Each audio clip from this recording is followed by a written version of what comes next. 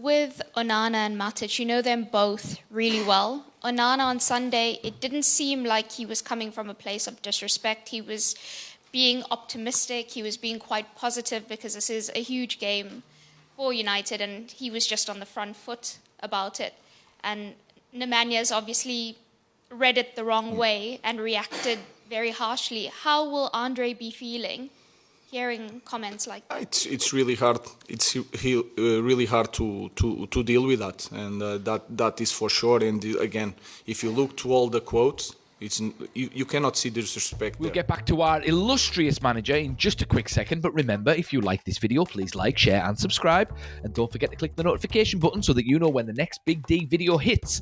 And as ever, if something is on your mind, if something is bubbling up inside of you that you need to express, please express it in the comments. The Big D reads all of the comments, and he's always interested in what is on your mind.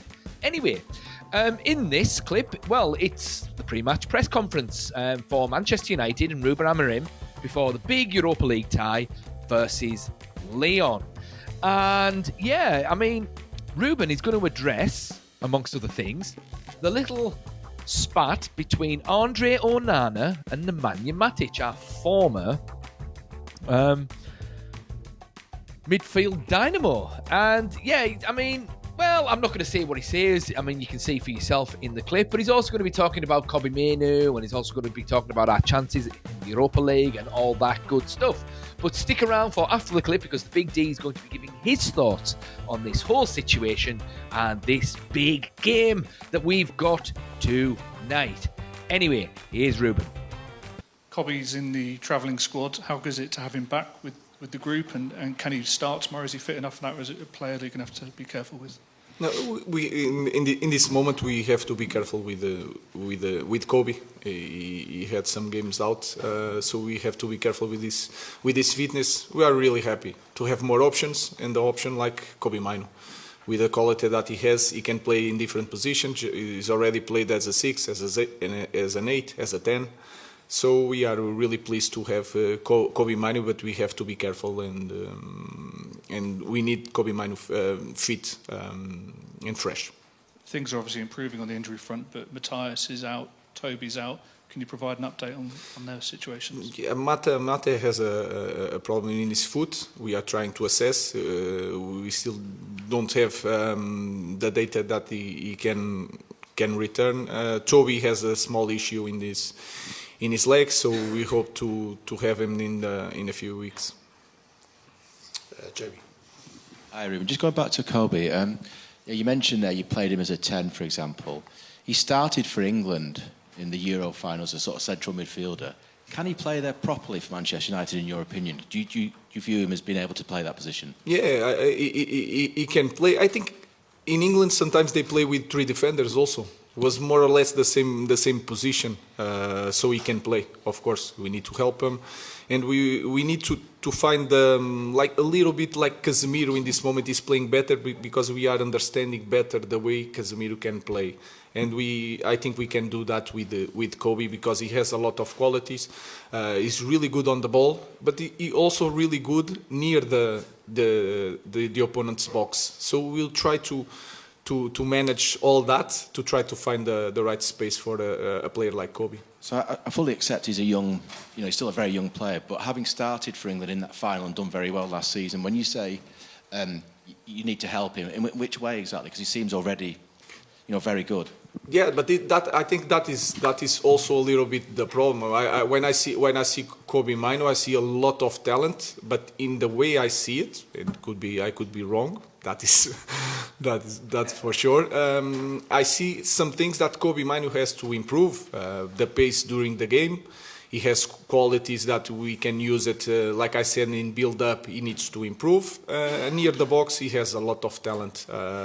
And that's why I think he did a very good game in Europa League in that position. So when I see Kobbie Mainoo, I see not as a full player in the moment, because he's 19. And if I say to Kobbie, no, you are done, you are the final player, I think I'm not helping Kobbie. That's all. Diogo, you've been consistently available injury-free for Manchester United.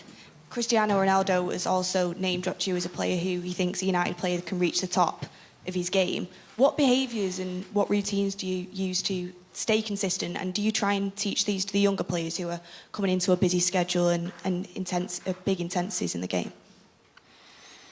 I would say I started to become a little bit more obsessed about being available. I think that's the first step for you to be able to play, is being available. Obviously through some problems that I had during the first year, especially here at Man United, the first few seasons. That's why I had this mind switch a little bit in terms of being available physically.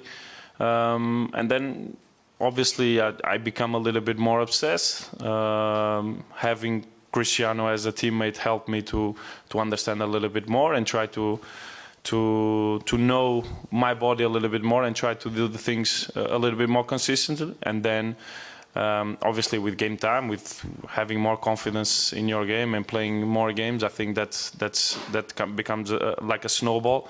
But overall, I try always to help my teammates. What I say all the time is that sometimes what can work for me cannot work for their teammate, because every person and every human being is individual. But overall, I try always to do whatever I can for me to be able physically, and then it's up to the manager to decide if I play or not. And then Ruben, to you. Altay Bayindiri is back available for selection. He had started Europa League game under you, done very well. Would you expect him to come back in to play in the Europa League games?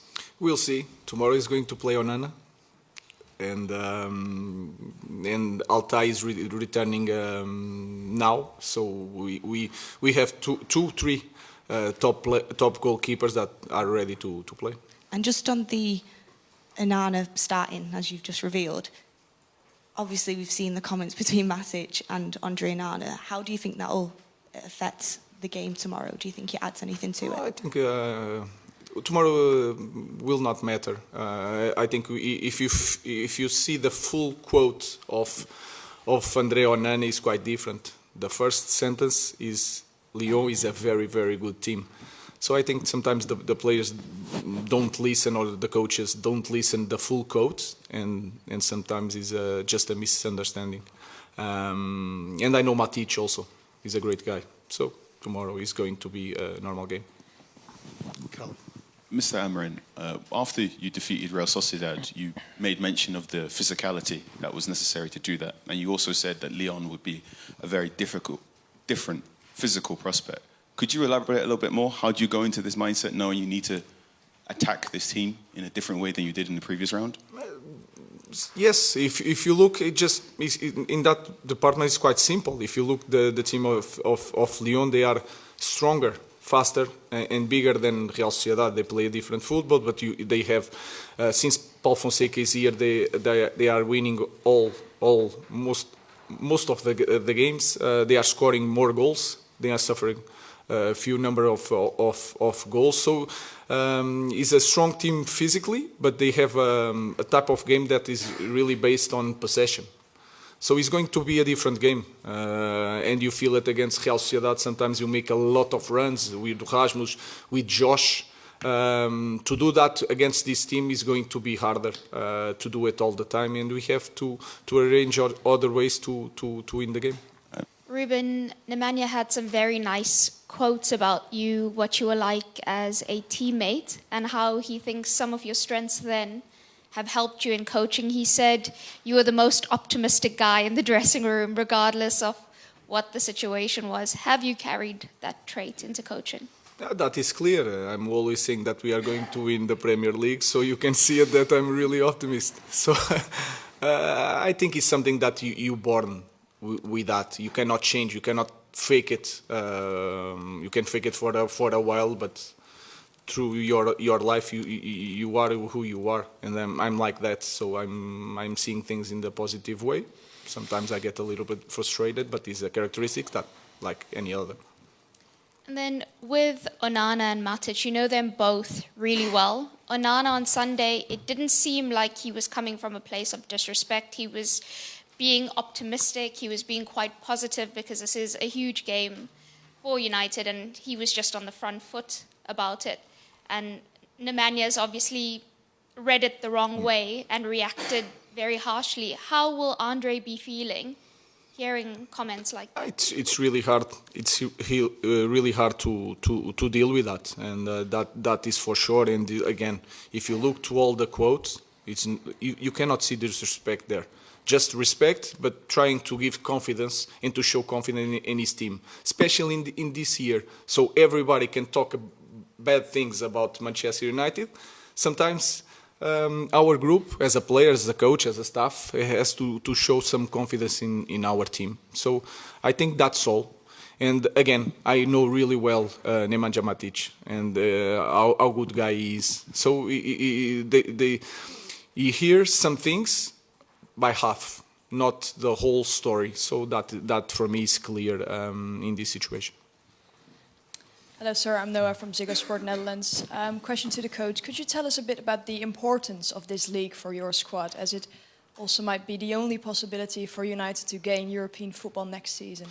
It's really important in all aspects. The first one is to win a title, especially an European title. In this season, in this context, winning something like that is massive for us, for our confidence. And then to the future, to the next season. To play Champions League in our club is completely different. The environment, the way we are going to face the summer, the budget for the summer, everything is connected with this competition. And we know that pressure, but again, it's not the biggest problem in Manchester United. And we have another strengths to get this in the right way without Champions League next year. But of course, if we are here, we will try to win. And I also wanted to ask you about the development of Joshua Zirkzee. How are you looking at that, and how is he doing? I think he's improving in all aspects. I think he needs to be more selfish, and that is a thing that when you play as a striker, he's not the typical striker, but he has to be more selfish. He's more aggressive now. He works better now. He's defending better now. He's connecting quite well. He played as a striker in some games, especially against Arsenal. He did really well, and then in some games against Real Sociedad he played more as a 10, so he can adapt in different situations. So I see it in that Josh is improving and is showing good things. Hi Ruben, obviously since you've come in, the results in the Europa League have been a lot better than perhaps they have been in the Premier League. Because you're asking the players to change the way they play a little bit, do you think they're finding it easier to play in the Europa League games, possibly because it's less intense or it's not as physical, and it's easier for them to kind of follow these new instructions that you're giving them? I think it's not nothing tactical. I think I truly believe it's the pace of the game, the physicality of the game, and you have guys. We have the best league in the world. Sometimes the games you don't see a lot of intensity, but I can guarantee you that compares to some games that we had in the Europa League, and I have the data to talk about it, is completely different. And if you have one more second to think with the ball, it's a different game. So until now, I don't know the game tomorrow, but until now, I felt a difference when we play Europa League and when we play any Premier League game. So that small space of time can give you... Yeah, I mean, Ruben does make a good point in that Andre Onana didn't really mean any disrespect, and he didn't. And Onana doesn't come across as a disrespectful person or have a bad attitude or anything like that. He comes across really nice, really genuine, really forthright and honest. And God bless him for that. And because of that, it does make me a little bit reluctant to criticise him. But the funny thing about this situation is, although Andre Onana is being honest, so is Nemanja Matic. Nemanja Matic is being honest himself. Onana hasn't been great for Manchester United. And considering he replaced a bona fide legend, and considering we paid 50 million for him, it's like... it's almost like another Anthony situation, you know? I mean, you put Onana in a different league, in La Liga perhaps, he might be classed just like Anthony, because Anthony's been brilliant since he went to La Liga. And, I mean, the pair of them just might not suit English football, because, you know, that's a big thing. You know, I remember Andrei Shevchenko, who was the deadliest striker in Europe. He came to the Premier League and he was rubbish. You know, he dominated in Italy, but in the Premier League, the pace was just too quick for him. And perhaps that's just the case with Onana and Anthony. You know, it's just too physical, perhaps. I think from what Onana said, I mean, it's fair what he said. On paper, Man United should be beating Lyon. I mean, it's not going to be an easy tie. Lyon have a good side, to be fair. But on paper, Manchester United should beat them. And hopefully they do, because Man United need this tournament win, to be fair. They need it. And by the same token, Nemanja Matic is right in what he's saying. Compared to players like Edwin van der Sar, Peter Schmeichel, David De Gea, Onana hasn't been up to snuff for Man United, considering how much we paid for him, considering, you know, he was meant to be the best goalkeeper in Europe at that time because he got to the Champions League final with Inter Milan and he was voted the Champions League best goalkeeper or something. So, you know, Man United, the Man United fans are, are entitled to expect a little bit more from him. So, it's 6 of one and half a dozen of the other, really. But yeah, it's going to be an interesting game. De Ligt's going to be a big miss for United tonight, unfortunately. He's been an absolute warrior and a colossus at the back, and he leads from the back. He's a good player, and he's got a goal in him as well. So it's a shame that it looks like he's going to be missing the game. It's nice to see Kobbie back, and there's no reason Kobbie Mainoo can't play in that number 8 position. There's no reason. He's just had a stop-start season, like a lot of the players, really, because United have just been all over the place with 3 different managers and 3 different systems. So it's going to take time for Kobbie Mainoo to slot himself into this new system and to find his feet. But there's, as it's suggested in this press conference, he's only 19. People forget Kobbie Mainoo. He's only 19, and people are talking about him like he should be starting guaranteed, like he's Paul Gascoigne or something, or Paul Ince or something like that. He's only 19. He's still learning, and he's still got a long way to go before he's a bona fide midfield dynamo. He's shown glimpses that he can be absolutely world class, but he needs to show the consistency now. So he needs to get fit, show the consistency, learn this new system, and kick on from there. And then let's see how we go moving forward on that front. But there's no reason why Manchester United can't beat Lyon tonight. No reason at all. We do seem to save our best football for the Europa League. And yeah, there is some truth in that, because it's not as physical, we find, and it's a lot more technical. Because, on the continent, the teams on the continent are a lot more technical as opposed to physical. It's a little easier for the United players to sort of get to grips with this new system. But even in the Premier League, Man United have gotten to grips with this new system. We've played some really nice football. Since the Arsenal game, I would say. We were a bit unlucky with the Nottingham Forest result, but we played well against City. We just can't score. But the game should be a little bit more open tonight against Lyon. So we should be able to put a couple of goals. Well, in theory, we should be able to bang a couple of goals in, but you never know. And also, there's the added bonus that we've actually got something to fight for here.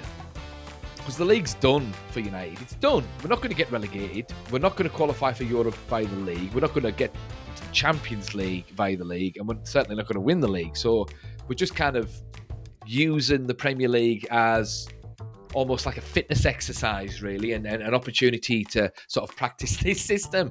But it's only, and I'm sorry to say, but that's the way it is. I know the fans need to be entertained, and I agree they should be entertained and they should still put the effort in.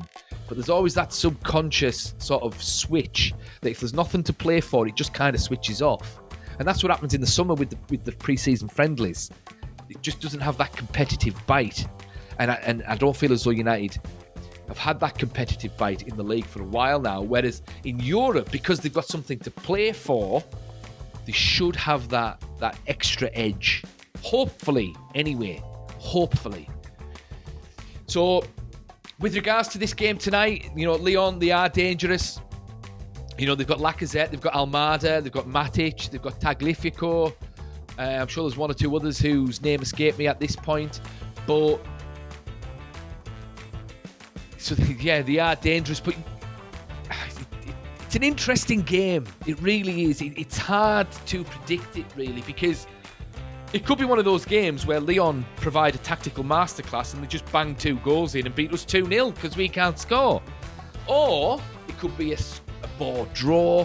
Or you never know, United might just turn it on. We'll see. But as long as we can get to the second leg at Old Trafford, which the Big D is going to, and he's really looking forward to it, as long as we get to that game and it's still a competitive game for United. But that being said, I would take a Man United rout tonight. If Man United were to beat Lyon 5-0 tonight, for example, and then that would make the second leg just a formality, so to speak, then I'd be happy to sit in the Stretford end and watch that formality. No problem at all. But it's going to be an interesting side. But I am looking forward to the game. The big nights for Manchester United in Europe, the big midweek ties are always a little bit special.